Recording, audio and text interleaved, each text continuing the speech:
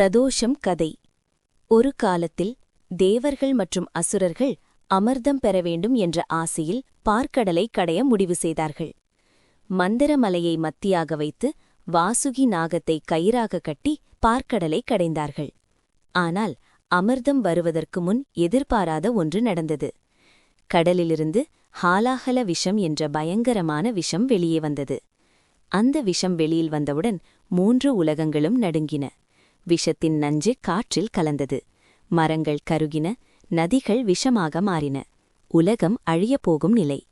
பயந்து நடுங்கிய தேவர்கள், அசுரர்கள், முனிவர்கள் அனைவரும் ஒரே ஒருவரை நினைத்தார்கள். கைலாசநாதன், பரமேஸ்வரன், சிவபெருமான். அனைவரும் சிவனை நோக்கி பிரார்த்தித்தார்கள்.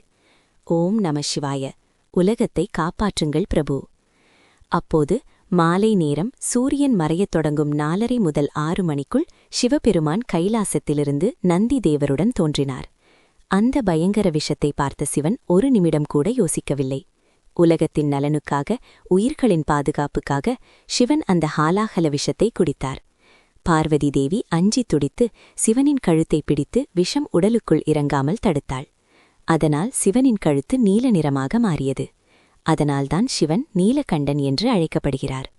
அந்த நேரத்தில் நந்திதேவர் சிவனை தன் 2 கொம்புகளுக்கிடையே உலக மக்களுக்கு தரிசனம் கொடுத்தார். அந்த புனித நேரமே, அந்த அதிசய தருணமே பிரதோஷம். இந்த நேரத்தில் சிவனை வழிபடுபவர்களின் பாவங்கள் நீங்கும், தோஷங்கள் குறையும், கடன், நோய், மனவேதனை அனைத்தும் விலகும் என்று சாஸ்திரங்கள் கூறுகின்றன.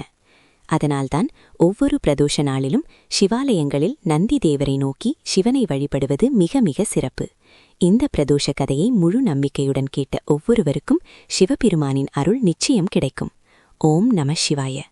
இதுபோன்ற பக்தி கதைகள், இறைவனின் மகிமைகள் மற்றும் அருள் நிறைந்த ஆன்மீக தகவல்களை தொடர்ந்து காண அருளோசை யூடியூப் சேனலை சப்ஸ்கிரைப் செய்யுங்கள். இறைவனின் அருள் உங்கள் வாழ்க்கையில் என்றும் நிலைத்திருக்கட்டும். ஓம் நம சிவாய.